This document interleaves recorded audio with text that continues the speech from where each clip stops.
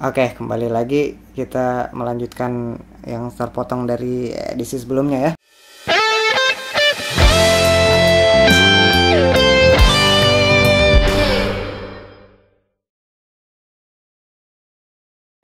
Terakhir saya mau bahas tentang alasan saya pensiun ngidol. Oke, mungkin kata pensiun udah jadi salah kaprah, saya mau pakai istilah berhenti aja kalau gitu. Saya mau bahas alasan kenapa saya berhenti ngidol. Saya bingung mulai dari mana. Ya, seperti yang sudah dibilang di JSS edisi sebelumnya, saya pengen berhenti ngidol ini karena saya menyadari bahwa hobi saya itu ternyata di musiknya. Hobi saya bermusik dan hobi saya yang sejati itu bukan idolingnya gitu. Idoling itu buat saya hanya semacam saya terbawa arus.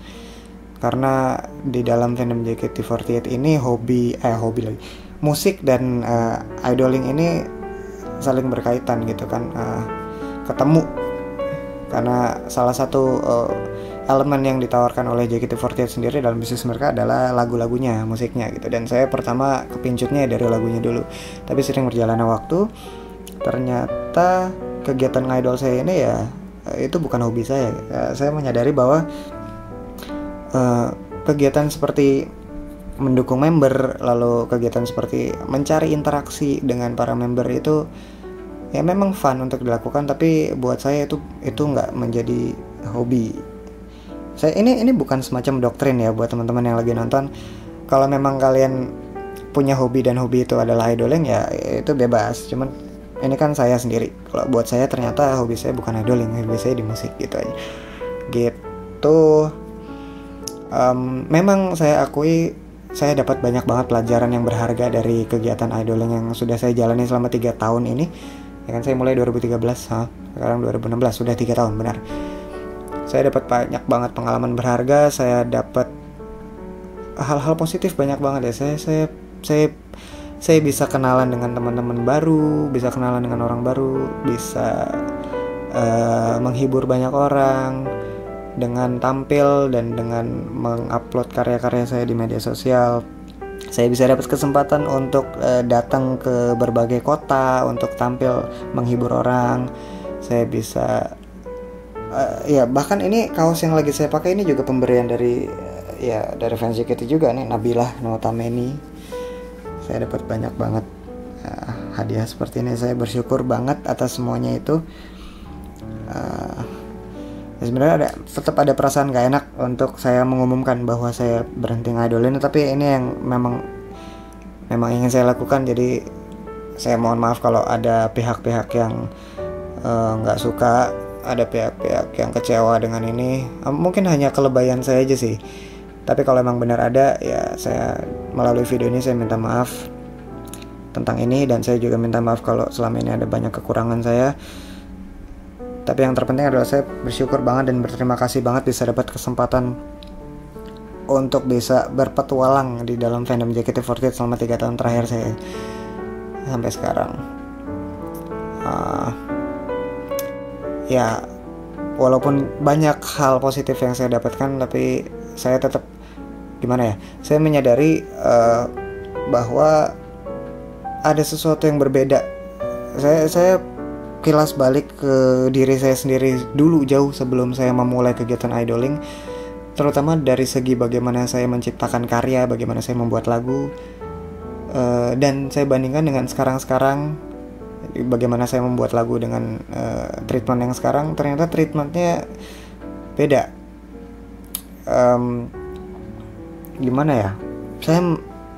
Setelah saya telaah, saya merasa saya kehilangan sesuatu. Ada yang beda, ada yang hilang di sini. Saya merasa kehilangan diri saya sendiri malah sebenarnya. Ya, secara kasar sih bisa dibilang begitu. Dan ini yang saya pengen coba perbaiki dari diri saya. Maka itulah sebabnya kenapa beberapa bulan ini saya melakukan tindakan-tindakan yang mungkin bisa dibilang ekstrim. Dan mungkin beberapa dari kalian mempertanyakan, Bang Rangga kenapa sekarang begini ya? Bang Rangga kenapa marah-marah mulu di Twitter? Lalu Bang Rangga kenapa jual akun Twitternya? Terus Bang Rangga kenapa bahkan sampai ngumumin pakai video YouTube begini alasan untuk pensiun ngidol. Ya ini sebenarnya langkah kecil demi langkah kecil yang saya lakukan untuk membentuk satu langkah besar untuk lahir baru lah, istilahnya saya pakai istilah lahir baru. Saya mau coba ulang lagi dari nol, saya mau coba rintis lagi. Saya pengen kembali ke saya yang dulu lagi, saya yang bisa nyiptain lagu secara tulus, dari hati dan bukan dari teknis melulu. Aduh gimana ya jelasinnya, itu bukan cuma itu doang, soalnya banyak banget hal yang ada di kepala saya yang saya susah untuk kasih tahu, tapi ya itu salah satunya lah. Kayak saya kehilangan jati diri saya dan saya pengen perbaiki itu. Ya paling gitu sih. Mungkin ini saya coba mau membahas tentang beberapa pertanyaan praduga yang masuk aja ya, tentang kenapa saya berhenti ngidol. Ini saya sempat ngumpulin data, saya bacain aja dari sekarang. Ini ada beberapa pertanyaan. Yang pertama, abang berhenti ngidol karena bosan. Oke, kalau ditanya bosan apa enggak, sebenarnya fandom JKT48 ini tuh gede banget dan dinamis banget kan. Selalu ada hal baru untuk ditelaah, selalu ada hal baru untuk diteliti, dan seperti baik dari sisi internal manajemen JKT-nya sendiri maupun dari sisi eksternal, dari sisi fansnya gitu. Dari sisi internalnya kita bisa lihat bahwa mereka selalu ada perubahan, ada perkembangan, kayak mereka bikin shuffle, lalu mereka ada setlist baru, single baru, ada generasi baru bahkan. Jadi ada selalu ada sesuatu yang bikin fansnya tuh tertarik untuk mengetahui terus dan terus gitu. Selalu pengen update, selalu pengen follow up. Jadi untuk bosan sepertinya susah ya. Dan dari sisi eksternalnya sendiri, dari sisi fansnya sendiri, itu selalu ada pergolakan yang beda dari masa ke masa gitu. Terakhir tuh saya lihat belakangan ini kayak rame banget membahas tentang tubir, istilah-istilah itu, lalu tentang keributan antara Watagrapher dengan fans-fans lama gitu, tentang bagaimana kita ngidol pakai lightstick dan pakai kamera gitu. Selalu ada hal baru yang seru untuk ditelaah dan diteliti. Jadi sebenarnya saya sih dibilang bosan enggak juga, saya selalu kepo juga. Cuman itu tadi yang kayak saya bilang di awal, alasan saya mundur dari idoling bukan karena bosan, tapi karena sadar bahwa hobi saya yang sebenarnya itu di musiknya dan bukan di idolnya gitu. Saya rasa selama 3 tahun ini saya sudah cukup puas berpetualang dengan segala macam dinamika di fandom ini. Saya pengen coba pindah kolam. Oke, saya pakai istilah baru lagi, pindah kolam. Saya mengibaratkan JKT48 dan fandomnya ini sebagai satu kolam kecil dibandingkan sisi dunia ini tuh. Sebenarnya fandom JKT itu cuma kolam kecil, dan saya selama 3 tahun ini ya cukup senang dan puas dan bahagia berenang di dalamnya. Tapi mungkin sekarang saat yang tepat buat saya untuk keluar dari kolam itu dan pengen coba hal baru lagi yang lebih luas gitu. Jadi bukan karena bosan, tapi karena emang sadar bahwa sepertinya saya butuh untuk ngembangin diri saya lagi lebih dari ini gitu. Next ke pertanyaan berikutnya, abang berhenti ngidol karena udah punya pacar. Nah ini kadang suka salah pengertian nih, tapi saya paham sih. Memang pada umumnya ya, saya generalisir aja, pada umumnya fans JKT itu kan cowok, lalu member itu cewek, dan semacam ada hubungan delusi di situ, cinta, ya kan? Dan ketika si fans yang notabene cowok ini punya pacar, biasanya pacarnya ini namanya juga cinta, pasti ada rasa posesif, dan si ceweknya ini bilang kamu nggak boleh ngidol gitu.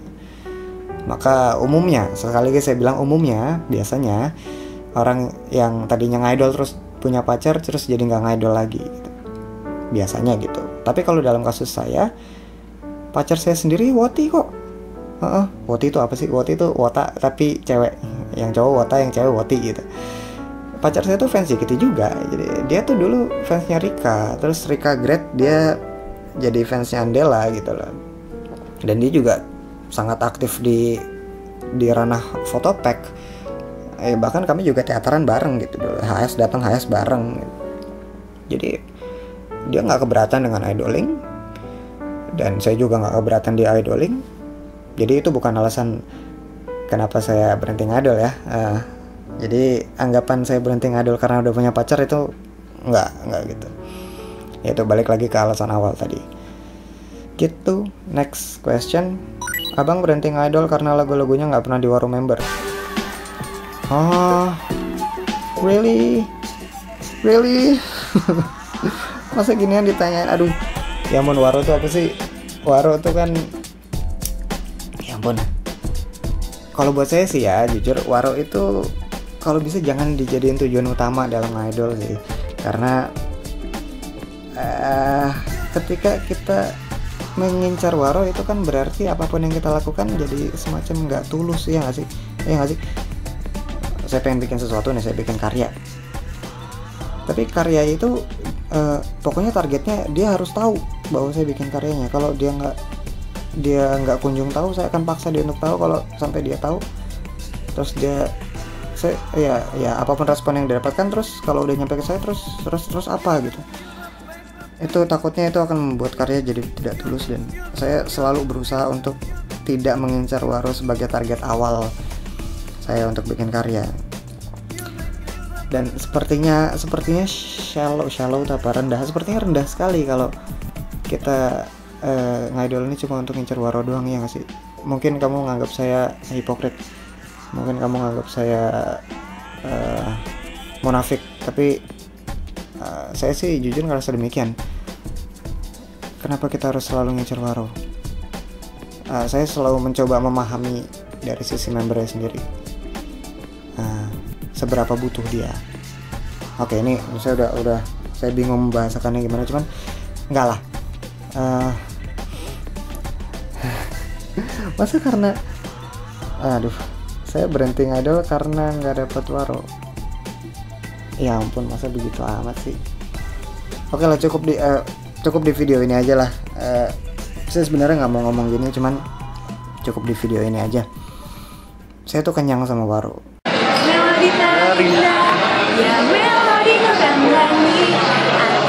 Itu aja. Aduh, maaf ya saya jadi nunjukin itu. Cuman ya itu saya cuman membuktikan poin bahwa itu bukan alasan saya berhenti ngidol. Saya bisa dibilang saya kenyang sama Waro. Kenyang. Jadi bukan itu alasannya. Itu. Oh, udah habis pertanyaannya. Tapi ya, intinya gitu sih. Melalui video ini juga saya katakanlah ini sebagai ucapan perpisahan. Semoga ini menjadi ucapan perpisahan yang layak buat teman-teman semua yang selama ini ngikutin saya dari karya-karya saya yang sehubungan dengan JKT48. Makasih selama ini udah ngikutin JSS, udah dengerin LBM, udah ngikutin program Ask Shanti, udah ngikutin bedah lagu segala macem. Makasih. Maaf kalau ada yang salah. Dengan ini juga program segmen jam segini sendirian saya akhiri. Ya, biar bagaimanapun, bahkan nama jam segini sendirian itu mengadopsi dari lirik lagu JKT, dari lagu Koike Adit. Itu kan di situ ada kata-kata jam segini sendirian beli es krim. Nah, berhubung JSS itu ada kaitannya dengan JKT, dan saya berencana untuk kedepannya saya pengen membuat konten yang tidak ada unsur JKT-nya lagi. Jadi ini saya akhiri, tapi saya tetap akan membuat konten-konten serupa, tapi mungkin tidak atas nama JSS. Kita tunggu aja. Ya, paling udah gitu aja. Nah, sebagai bonus, tadi saya rencanain ini akan menjadi video JSS yang terakhir, tapi tanggunglah. Selama ini saya sudah bikin lagu-lagu buat member, dan anggaplah next episode dari JSS ini akan menjadi episode encore, episode bonus. Karena di next episode dari JSS saya akan membahas detail tentang LBM, lagu per lagu. Dan sekali juga saya mau merilis versi karaoke-nya, versi instrumental, versi off vokal, versi yang nggak ada suara utama. siapa tahu bisa membantu juga buat teman-teman yang emang suka sama lagunya dan pengen nyanyi juga gitu. So, dengan demikian sepertinya saya sudah selesai berkicau di video ini. Kita ketemu lagi di video-video berikutnya. Jangan bosan ngikutin Rangga Pranendra. Terima kasih telah mengenal saya sebagai Rangga Pranendra fans JKT48. Tapi mudah-mudahan kedepannya kalian bisa lebih kenal saya sebagai Rangga Pranendra, the real Rangga Pranendra, tanpa embel-embel JKT48. See you.